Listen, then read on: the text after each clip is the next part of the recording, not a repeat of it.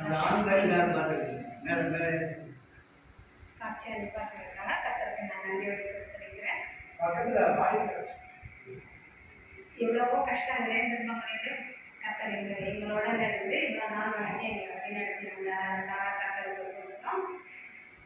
இந்த மாதத்தில் நேற்று கூட என் பையன் வண்டியில் போகும்போது நிறைய தடவை கீழே விழுந்து கூட இருந்துச்சு. நேற்று கூட நம்ம விழுந்து இருந்துச்சு. அவன் நிற்கும்போது வண்டி எடுத்தா வந்து அடித்து வண்டி நல்லா டேமேஜ் ஆயிடுச்சு. ஆனால் கடவுளாக முடியாது, எந்த அடியும் இல்லாதபடிக்கு அவனை காசு பண்ணிட்டாரு. அதுக்காக கர்த்தருக்கு நன்றியோட சொல்லிக்கிறேன். ஒவ்வொரு நிமிஷமும் அவன் வண்டியில் போகும்போது எனக்கு கொஞ்சம் பயமாக தான் இருக்கும். ஆனால் அதையும் கர்த்தர் காப்பாற்றி கொடுத்தாரு. கடந்த மாதத்தில் என்னோட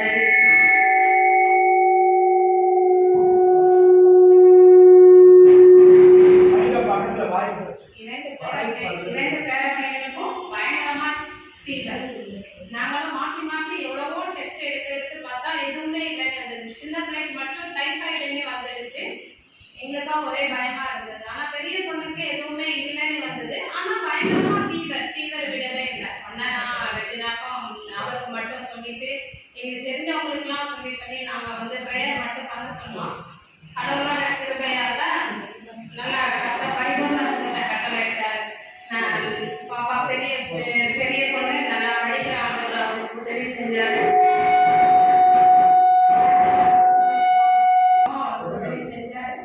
தேவன் இவ்வளோ நாளும் வரைக்கும் 2 பிள்ளைகளையும் காப்பாற்றி வழிநடத்தி வந்ததற்காக சோஸ்திரம். கஷ்டத்தை நன்றியோடு சோஸ்திரிக்கிறேன். எனக்கு எந்த ஜெபனாலும் சரி எங்களுக்காக நீங்கள் ஜெபிச்சிங்க. விசேஷமாக எங்கள் அம்மாக்காக நீங்கள் ரொம்ப ஜெபிச்சிருக்கீங்க. சர்ச்சிலோட ஒவ்வொருவரும் அவங்களுக்காக நான் ரொம்ப நன்றி உங்களுக்கு சொல்லிக்கிறேன். ஏன்னா கடைசி நேரத்தில் எப்படின்னா எங்கள் வீட்டுக்கு வந்ததுக்கப்புறம் நாங்களும் வேலைக்கு போக வேண்டிய சூழ்நிலை இருக்கும். வந்து தனியாக நாங்கள் வீட்டுக்குள்ள தான் அவங்க இருக்கிற மாதிரி இருக்கும். எப்படி லாக் பண்ணிட்டு போயிடுவோம். வேறு வழி கிடையாது.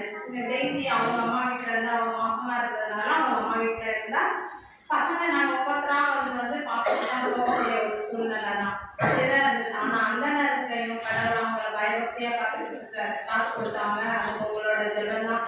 நிறைய தடவை அன்கான்சியஸ் ஆகிருப்பாங்க.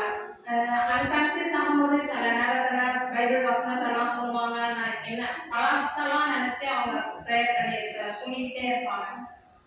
அந்த அப்படிப்பட்ட ஒரு சூழ்நிலை நாங்கள் இல்லாதப்போ அவங்களுக்கு வந்து எதுவுமே நேர்ந்தலை. எப்போவுமே நாங்கள் இருக்கும்போது தான் அந்த மாதிரி அன்கான்சியஸ் ஆகிருப்பாங்க.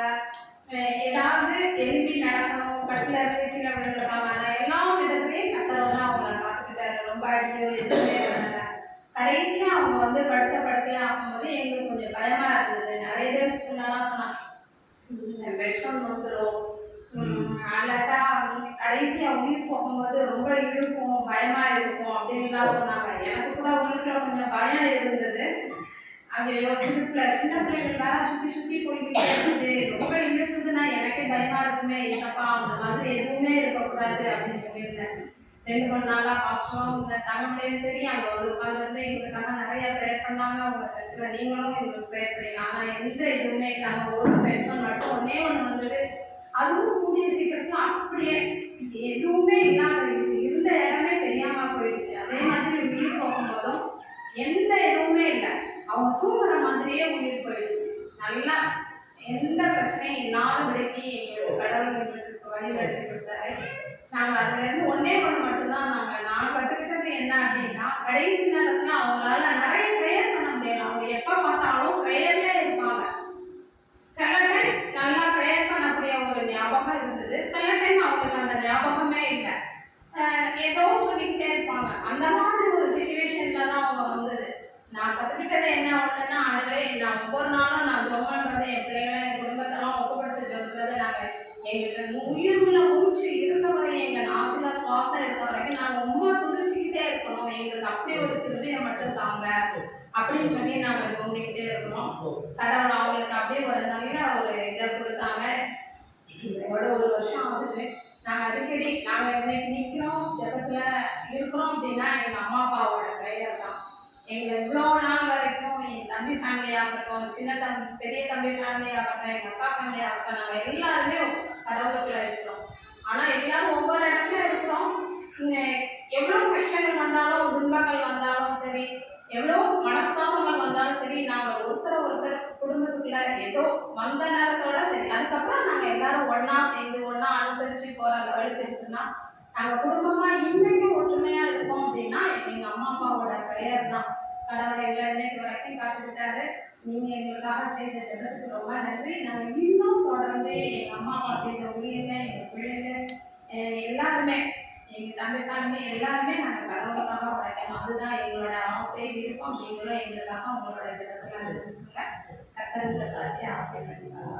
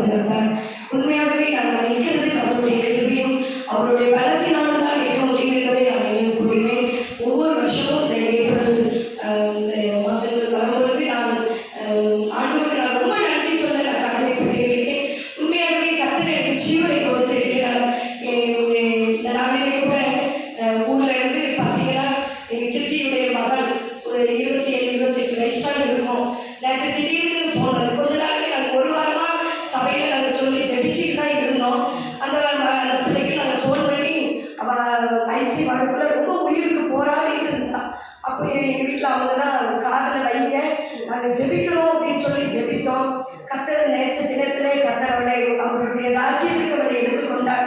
மறக்க முடியாத ரொம்ப ஒரு வேதனையான காரியம். எங்கள் வீட்டுக்கு எதிர்த்து விட்டு பாப்பா சின்ன வயசுல இருந்து பிறந்ததுல இருந்து அந்த குழந்தைய நாங்கள் பார்க்குறோம். 27 வயசு வரை கர்த்தர் அவளை பாதுகாத்தாரு, திருமணம் வாங்கி கொடுத்தாரு. ஆனால் இன்னைக்கு பாருங்க, இன்னைக்கு இல்லை, இந்த உலகத்தை விட்டு கடந்து போயிட்டார். கர்த்தர் நம்மளை கூட்டி சேர்த்திருக்கிறார்.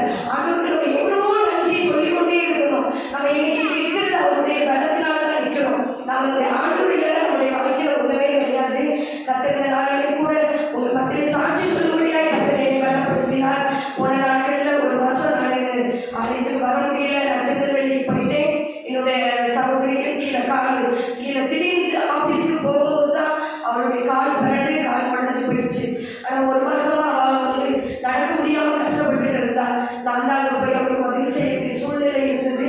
கர்த்தர் இப்பொழுது அந்த காலை பலப்படுத்தி இருக்கிறார்.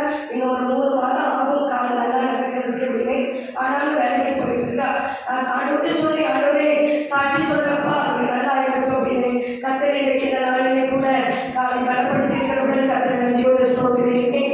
கர்த்தர் எவ்வளவோ நல்லவர். இன்னைக்கு நான் இந்த இடத்துல ஒரு ஊழியக்காரியாய் இருப்பதற்கு நான் நிறைய சாட்சி சொல்லிக்கொண்டே இருக்க வேண்டும். எங்க பெரியம்மாவும் பெரியப்பாவும் தான் அதற்கு காரணம் நான் சொல்றேன். நான் எந்த இடத்துக்கு போனாலும் இந்த சாட்சி நான் சொல்லாமல் இருக்க மாட்டேன். ஏன்னா எங்களை ஜெபத்தில் நடத்தினது, எங்களை ஊழியத்தை பாதையில் வளர செய்தது எங்க பெரியம்மாவும் எங்க பெரியப்பாவும் தான். நாங்கள் லீவு நாளில் அந்த ஏப்ரல் மே லீவு வந்துச்சா அந்த ஒரு மாதம் நாங்கள் எங்கள் பெரியம்மா வீட்டுக்கு நாங்கள் போயிடுவோம். எவ்வளோ கஷ்டம் இருந்தாலும் எங்கள் பெரியம்மா முகம் கொடவே மாட்டாங்க. அத்தனை பேருக்கும் சமைச்சு எங்களுக்கு சாப்பாடு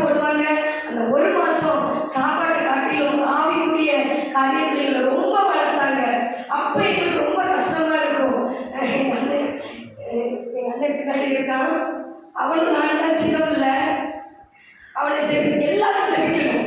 கண்டிப்பாக குடும்ப ஜெபத்தில் எல்லாரும் ஜெபிக்கணும். எங்கள் அக்கா ஜெபிச்சிருவா, பெரிய அக்கா ஜெபிச்சிருவா, எல்லாரையும் வரிசை எங்கள் பெரியப்பா பேர சொல்லிடுவாங்க. கடைசி எங்கள் 2 பேர் பேர சொல்லும் பொழுது அவன் சோத்திர ஆமேன் அப்படின்னு சொல்லிட்டு முடிச்சுடுவான். நாங்கள் பெரியப்பா ஜெபிக்காம விட மாட்டாங்க, ஜெபத்தை கற்றுக்கொண்டோம். அதே மாதிரி எங்கள் பெரியப்பா வேலைக்கு போயிடுவாங்க. போயிட்டு மத்தியானம் வீட்டுக்கு வந்துடுவாங்க. வந்த உடனே பல மணி நேரம் எங்கள் பெரியப்பா வந்து 1 hour அந்த பிரேக் டவுனில் பெரியப்பா சாப்பிட்றாங்களே இல்லையோ உட்காந்து பாட்டு படிச்சுட்டே இருப்பாங்க. முழங்காலே பைபிள் வாசிப்பாங்க. வாசித்து கேட்பாங்க, இன்னைக்கு நீங்கள் பைபிள் வாசித்தீங்களான்னு கேட்பாங்க. சத்தமாக பைபிள் வாசித்தீங்களான்லாம் கேட்டிருக்காங்க. எங்கள் பெரியப்பாவுக்கு பயந்தே அன்னைக்கு நான் பைபிள் வாசித்திருக்கேன். ஏன்னா எங்கள் பெரியப்பா அவ்வளோ கண்டிப்பாக ஆவிக்குரியதில்லை. அன்னைக்கு எங்களை வளர்த்ததுனால தான் இன்றைக்கு நான் உண்மையாகவே ஒரு ஊழியக்காரியாய் தேவ சமூகத்தில் நிற்கிறேன். கடைசியாக எங்கள் பெரியப்பா வந்து படப்பையில் நான் ஊழியம் செஞ்சுட்டு இருக்கும்போது எங்கள் பெரியப்பாவும் அங்கே வந்திருந்தாங்க. நான் வந்து ஒரு கொட்டலை மாதிரி அப்போ அந்த இடம் வாங்கி ஆலயம் கட்டலை. அந்த இடத்துல எங்கள் பெரியப்பா வந்து January 1 ஆராதனைக்கு எங்கள் பெரியப்பா வந்திருக்காங்க. பெரியப்பா நேரம் முழங்கால் போட்டு அந்த இடத்துல கண்ணீர் விட்டு அழுதாங்க. இன்னைக்கு எனக்கு அதை வந்து மறக்க முடியாது. பிள்ளைங்க ஆளே இல்லாமல் கஷ்டப்படுறாங்களே, ஊழியத்தில் அர்த்தம் இல்லாமல் என் பிள்ளைங்க கஷ்டப்படுறாங்களே, அவனுக்கு ஒரு ஊழியத்தில் ஒரு நல்ல ஒரு அனுகூலமான ஒரு வாசல் திறக்கணும்னு இன்னைக்கு எங்கள் பெரியப்பாவும் ஜோம் பண்ணிட்டு போனாங்க. கர்த்தர் எனக்கு ஒரு திறந்த வாசல் கர்த்தர் கட்டியிருக்கிறார். அந்த முன்னோர்களுடைய ஜெபம் தான் இன்னைக்கு எங்களை ஒரு ஆசீர்வாதம். எங்கள் அக்கா சொன்னா சாட்சி, அங்கே சண்டை போடுவோம், ஆனால் ஒரு நிமிஷம் தான் எங்கள் சண்டை இருக்கும். அக்கா தங்கச்சினா பெரியம்மா பிள்ளை சித்தி பிள்ளைலாம் கிடையாது. நாங்கள் இன்னைக்கும் அக்கா தங்கச்சியா நாங்கள் ஒற்றுமையாக வாழ்ந்துட்டு இருக்கோம். அவனுக்கு ஒன்று தான் நாங்கள் ஓடுவோம். எனக்கு ஒரு கஷ்டம் எங்கள் அக்கா வருவா. எல்லாருமே நாங்கள் இன்னைக்கு ஒற்றுமையாக சமாதானமாக எங்களுக்கு இருக்கக்கூடியா எங்களுக்கு இறக்கம் பாராட்டி இருக்கிறார். இது தேவனுடைய ஈவு என்று தான் நான் சொல்லுவேன். இன்னைக்கு எத்தனையோ பேர் இந்த உலகத்திற்கு கடந்து போகும் பொழுது நமக்கு கற்றுச்சீவனை கொடுத்து இருக்கிறார். நேற்று தினத்திலே 2 மரணம். எங்கள் வீட்டுக்காரருக்கு சொந்தக்காரர் அவருக்கு ஃப்ரெண்டு ஒன்றா பிடிச்சவரு, அவரும் நேற்று ஒரு செகண்ட் தான் ஃபோன் பேசிட்டு இருக்காங்க, அவரும் மறிச்சிட்டார் அப்படின்னு ஃபோன் வருது.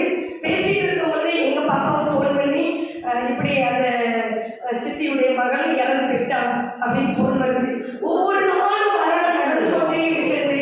ஆனால் அந்த மரணம் எப்படிப்பட்ட மரணமாக இருக்கிறது, இதுதான் நமக்கு முக்கியமாக இருக்கணும். கர்த்தருக்குள் மறிக்கிறவர்களாய் விசுவாசவாதியிலே நல்ல போராட்டத்தை போராடி ஓட்டத்தை முடிக்கிறவர்களாய் அந்த நீதியின் கிரீடத்தை பெற்றுக்கொள்ளத்தக்கதாய் நாம் ஓட வேண்டும் என்பதுதான் நம்ம ஆண்டவர் நமக்கு முன்னாடி வைத்திருக்கிற ஓட்டம். நம்ம ஓடுகிற ஓட்டத்தில் நிறைய போராட்டம் வரும், நிறைய பிரச்சனைகள் வரும், நிறைய கண்ணீர், கஷ்டம், நெருக்கம், நிந்தை, அவமானம், பாடுகள், பயங்கரமான போராட்டம் வரும். ஆனாலும் தெய்வ பலத்தினால கர்த்தர் நம்மை ஓட செய்து கொண்டிருக்கிறார். ஆகையினால நம்ம எல்லாரும் ஒவ்வொரு நாளும் ஆண்டவருக்கு நன்றி சொல்லுவோம். இந்த ஏப்ரல் 29 வந்தால் எனக்கு ஆக்சிடென்ட் நடந்த நாள். நான் ஆண்டவருக்கு நன்றி சொல்வேன். நான் என்னைக்கும் மதிச்சு போயிருக்கணும். ஒரு இதே போல இதே நாளில் தான் ஏப்ரல் 29 பிபிஎஸ் நடக்குது. ஏராளமான பிள்ளைங்க அந்த வருஷத்தில் நல்லா பயங்கரமான அன்னைக்கு பிள்ளைங்கள்லாம் கர்த்தர் கொண்டு வந்து பிள்ளைங்களுக்கு பாடலும் நல்ல டான்ஸ் ப்ரோக்ராம் நடந்துட்டு இருக்குது. பிள்ளைங்களுக்கு ப்ரைஸ் வாங்குறதுக்கு தான் நான் போனேன். அந்த போகிற வழியில் எனக்கு ஆக்சிடென்ட் ஆகி தூக்கி எரியப்பட்ட எண்ணெய் எனக்கு வேண்டும்னு சொல்லி ஆண்டவர் தூக்கிட்டு வந்தாரு. நான் ஒவ்வொரு வருஷமும் இந்த பாட்டை படிச்சு தான் நான் சாட்சி சொல்லுவேன். அந்த பாட்டை பாஸ்டரே படிச்சுட்டாங்க, அற்புதராஜ் பாஸ்டர். உண்மையாகவே அன்னைக்கு நான் அந்த இடத்துக்கு நான் கடந்து ப்ரைஸ் வாங்குறதுக்கு முந்தின நாள் எனக்கு ஏதோ ஒன்று நடக்க போகுது மட்டும் எனக்கு தெரிஞ்சிச்சு. ஆண்டவர் சொன்னாரு, இந்த பாடல் எனக்கு தெரியவே தெரியாது, இந்த பாட்டை கொடுத்து நீ பாடு அப்படின்னாரு. எனக்கு பாட தெரியாதுன்னு சொன்னேன். உண்மையாகவே அந்த பாட்டை நான் படித்தேன். தூக்கி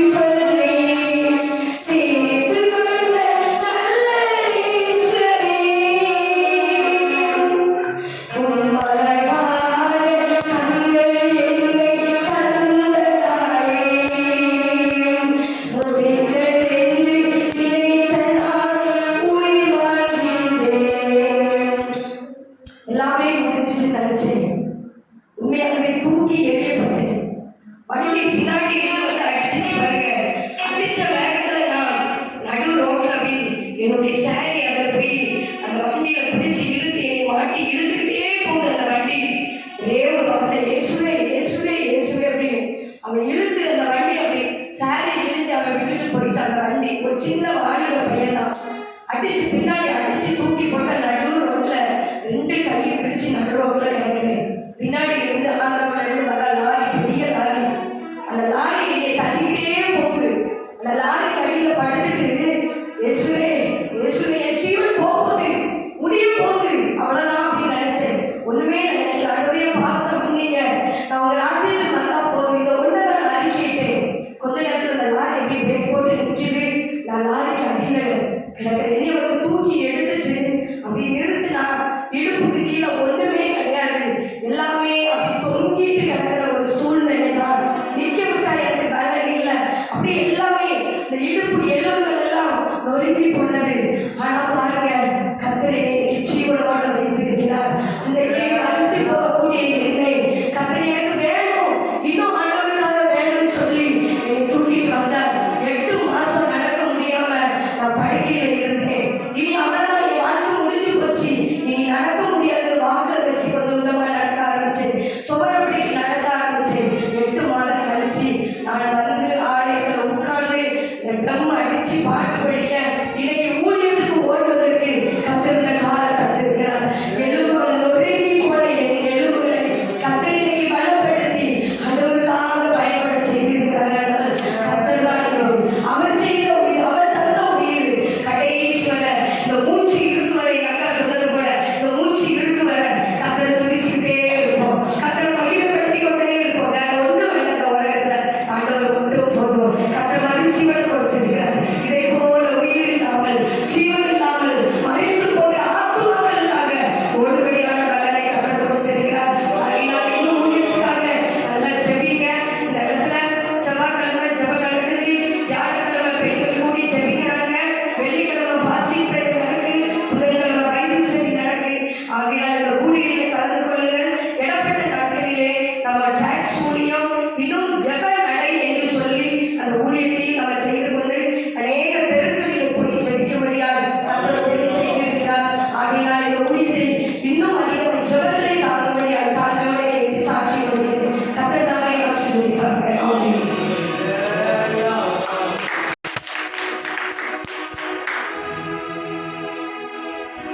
ஆதியிலே வார்த்தை இருந்தது, அந்த வார்த்தை தேவனாய் இருந்தது, அந்த வார்த்தை தேவனாய் இருந்தது. யோவான் 1:1.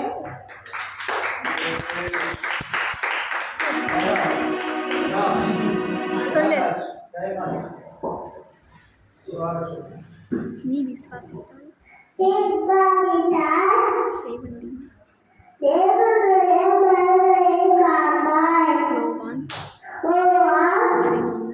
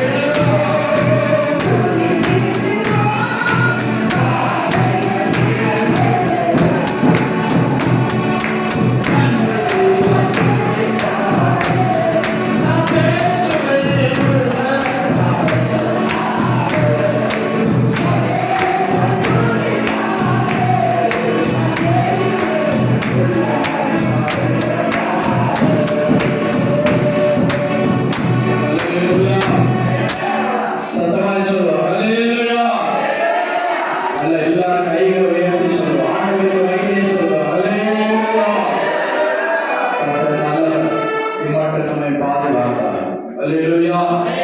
இந்த மாதம் முழுவதும் ஏற்பாடு மாதம் வந்தது மாதிரி இருந்தது, அதுக்கெல்லாம் சீக்கிரமாக முடிந்து விட்டது. கர்த்தர் நம்மோட கூட நம்மை பாதுகாத்தா. நம்ம கேட்டது போல சாயங்காலத்துல ஒரு போன் வருது, அடுத்த ஒரு போன் வருது. ஒரு ஆள் இருக்கிறாங்க, ராமநாதபுரத்துல இருந்து ஒரு போன் வருது. ஒரு ஆளு நான் கூட படிச்சேன், ஹாஸ்டல்ல ஒன்னா இருக்கோம். நாங்கள் ஒரு வயசு மூத்தோட இருப்பான்னு நினைக்கிறேன். ஆனா கிளாஸ்ல பெரிய தான் படிச்சான். கவர்மெண்ட் பஸ்ல டிரைவரா இருக்கான். ஏதோ காலில் அலர்ஜி போல வந்துட்டு ஏதோ ஒரு மருந்து சாப்பிட்டோம்னா அது ரொம்ப இதாகி காலை எடுத்தாங்க. அப்புறம் அது ஆஸ்பத்திரியில் வச்சிருந்தாங்க. கர்த்தருக்கு ஸ்தோத்திரம். அதோட கூட பாசமாவுக்கு சொந்தக்காரன் முறைக்கு சித்திமா பொண்ணு 27 வயசு தான். திருவாரூர் மெடிக்கல் காலேஜில் வச்சு எவ்வளவோ செலவழிச்சாங்க, பிரைவேட் ஹாஸ்பிட்டல். ஆனால் காப்பாற்ற முடியல. அல்லேலூயா. நல்லா படிச்ச பொண்ணு, மாஸ்டர் டிகிரி வரை படிச்சிருக்காங்க, காப்பாற்ற முடியல. கவனிங்க, காலையில போன் வந்துச்சு, அந்த கட்டி கேன்சர் கட்டியில நீர் கட்டி தான் ஜோமனை கொடுங்க சரியாயிடும் அப்படின்னு. சரின்னு நாங்க சந்தோஷமா இருக்கோம். சாயங்காலம் போன் வித்தியாசமா இருக்கும். சரி, எதா இருந்தாலும் தேவ சித்தம், அவனுடைய திட்டம் தீர்மானத்தை மனுஷனால் மாற்ற முடியாது. அல்லேலூயா. அந்த குடும்பங்களை கர்த்தர் ஆறுதல் படுத்துவதற்காக ஸ்தோத்திரம். ஸ்தோத்திரம், ஸ்தோத்திரம், ஸ்தோத்திரம், ஸ்தோத்திரம். 2 சாட்சிகளை கேட்டீங்க. அவங்க அம்மா, அவங்க பெரியம்மா, அவங்க பேரு மனோமணி பாக்கியத்தார். அவங்க போன வருஷம் இதே நாளில இந்த பூமியை விட்டு கடந்து போனாங்க. இந்த அம்மாவுடைய சாட்சியை கேட்டீங்க. நல்ல ஜெபிக்கிற ஒரு தாயா இருந்தாங்க, பிள்ளைகளை பக்தியாக வளர்த்தாங்க. அதனால 4 பிள்ளைகளும் இன்னைக்கு ஆண்டவர் சமூகத்தில் நிலைநிற்க உதவி செய்திருக்கிறாங்க. 4 குடும்பங்களை கர்த்தர் ஆசீர்வதிக்கிறார். அதற்காக ஸ்தோத்திரம், ஸ்தோத்திரம், ஸ்தோத்திரம், ஸ்தோத்திரம், ஸ்தோத்திரம், ஸ்தோத்திரம். பெற்றோர்களுடைய மாதிரியான ஜீவியம் பிள்ளைகளுடைய வாழ்க்கையே பெற்றோருடைய மாதிரியான ஜீவியம் பிள்ளைகளுடைய வாழ்க்கையே ஆசீர்வாதமாயிருக்கும்.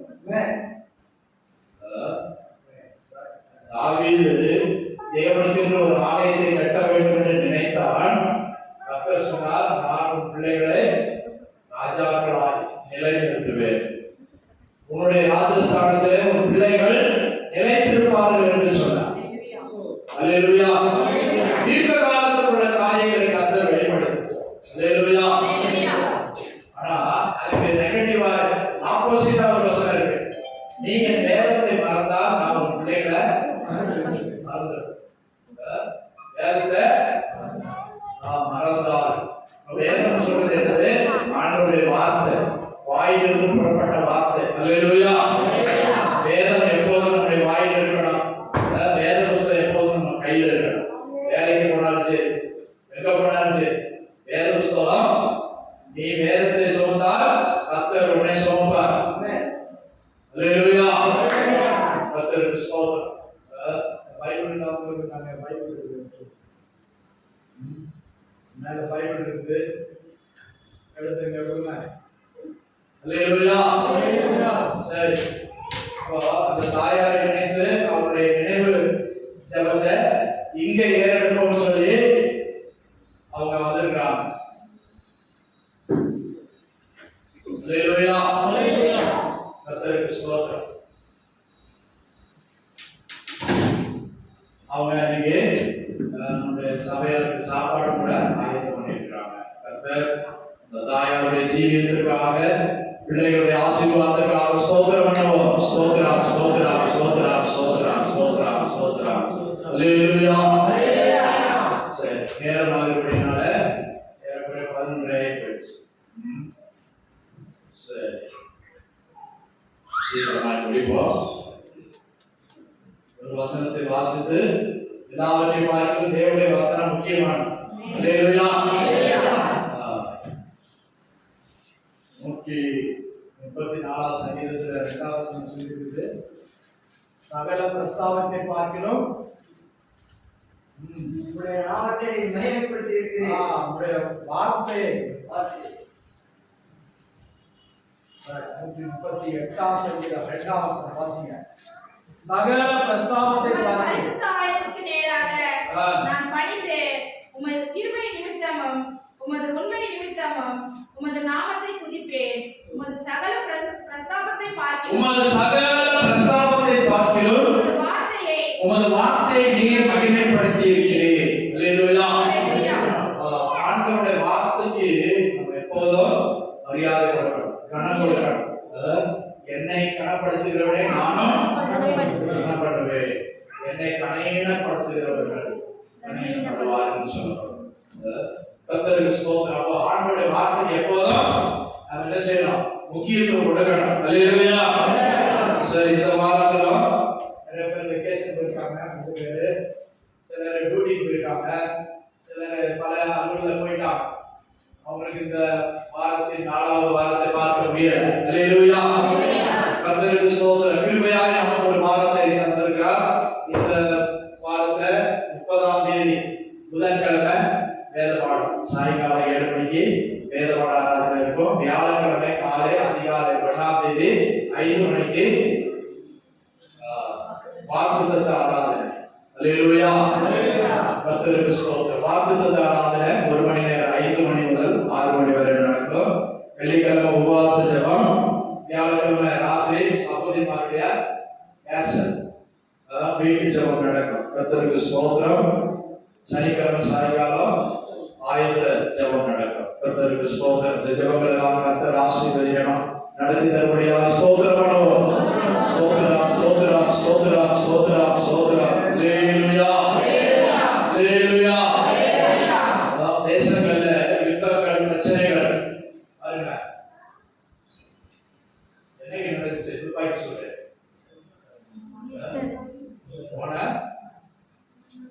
23ஆம் தேதி நினைக்கிறேன், புதன்கிழமை காஷ்மீர்ல 26 சுற்றுலா பயணிகள்ல 26 ஆண்களை மாத்திரம் சுட்டு, அது பேர் கேட்டு பேர் என்ன, நான் முஸ்லீமா முஸ்லீம் அல்லாதவர்களான்னு பார்த்துட்டு சுட்டாங்க. அதுல கல்யாணம் ஆகி ஒரு வாரம் ஆச்சு. மிலிட்டரி ஆபீசர்ஸ் இவங்களெல்லாம் சுட்டு தள்ளிட்டாங்க. அல்லேலூயா.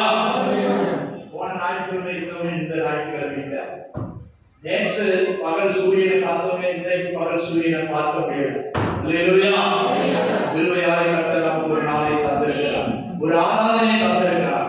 ஆண்டவருடைய சகல பிரஸ்தாபத்தை பார்க்கிறோம். நீ உமது வார்த்தையை மகிமைப்படுத்துகிறீர். அல்லேலூயா. நீங்க மகிமைப்படுத்தால் அவர் மகிமைப்படுத்துவார். அவருடைய வார்த்தை நிறைவேற்ற வார்த்தை, மாறாத வார்த்தை, ஒருவரால் அழிக்க முடியாத வார்த்தை. வானம் பூமி முடிந்து போனாலும் வார்த்தை ஒரு நாளும், என் வார்த்தைகளோ என் வார்த்தையுடைய எழுத்தோ எழுத்து உறுப்போ மாறாதது. அல்லேலூயா. கர்த்தருக்கு ஸ்தோத்திரம். சரி, இந்த நாளிலும் தயவை குறித்து ஆண்டவர் நம்மோடு பேசுகிறார். அல்லேலூயா. இதுவரை நம்மோடு பாராட்டினது அவருடைய தயவு. mercy on me, என்மேல நம்முடைய இரக்கம் தயவு இருக்கட்டும். அல்லேலூயா. ரோமர்கள் நிருபம் 8ஆம் அதிகாரம் 3-4 வசனங்களை வாசிங்க. ரோமர் 2:3-4 வசனம். புதிய ஏற்பாட்டில் 208ஆம் பக்கம். இப்படிப்பட்டவர்கள் செய்கிறது குற்றமாய் என்று தீர்த்தோம். அவைகளே செய்கிறவர்கள் எல்லாம் ஆசீர்வதிக்கமா. எல்லாரும் செல்ல ஆசீர்வதிங்க. ஸ்தோத்திரம். சாலமோன் சாலமோன் அப்படிப்பட்டவர்களை செய்கிறவர்களுக்கு தேவனுடைய நியாயத்தீர்ப்பு சத்தியத்தின்படியே இருக்கிறது என்று அறிந்திருக்கிறோம். இப்படிப்பட்டவைகளை செய்கிறவர்களை குற்றவாளிகள் என்று தீர்க்கும். அவைகளையே செய்கிறவனே, நீ தேவனுடைய நியாயத்திற்கு தப்பிக்கொள்ளலாம் என்று நினைக்கிறாயோ? அல்லது தேவதேவனை குணப்படும்படி தேவ தயவு நீ குணப்படும்படி உன்னை ஏவுகிறது என்று உன்னை அறியாமல் ஏவுகிறது என்று அறியாமல் அவருடைய தயவு, அவருடைய தயவு, ஒருமை, நீதி, சாந்தம் இவைகளை ஐஸ்வர்யத்தை அசட்டை பண்ணுகிறாயோ இவைகளின் ஐஸ்வர்யத்தை அசட்டை பண்ணுகிறாயோ. உன் மன கடினத்திற்கு அல்லேலூயா. சரி, கேட்டீங்களா? வாசிக்கலாமா?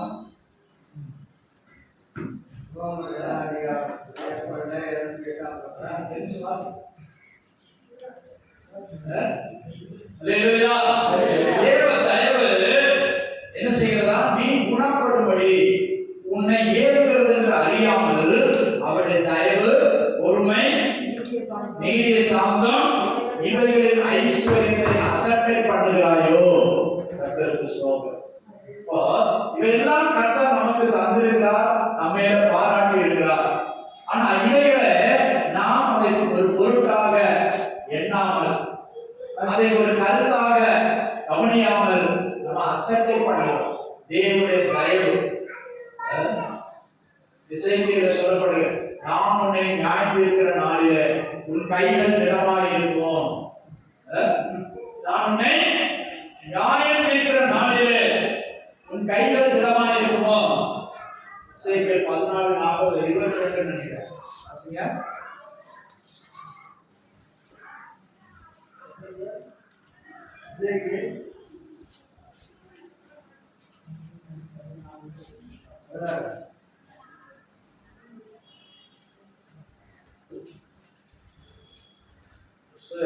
அப்போ ஆண்டவர் சொல்றாரு, நான் உன்னை நியாயம் தீர்க்கிற நாளிலே உன் கைகள் திடமாய் இருக்குமோ. நீ எனக்கு முன்பாக நிற்பாயோ. அல்லேலூயா, அல்லேலூயா. கர்த்தருக்கு ஸ்தோத்திரம். கர்த்தர் எச்சரிப்பாய் கேட்கிறார். தேவனுடைய நாமம் மகிமைப்படுவதாக. 22:14 வாசிங்க. எசேக்கியேல் 22:14. நான் உன்னை நியாயம் செய்யும் நாட்களில் உன் இருதயம் தாங்குமோ. உன் இருதயம்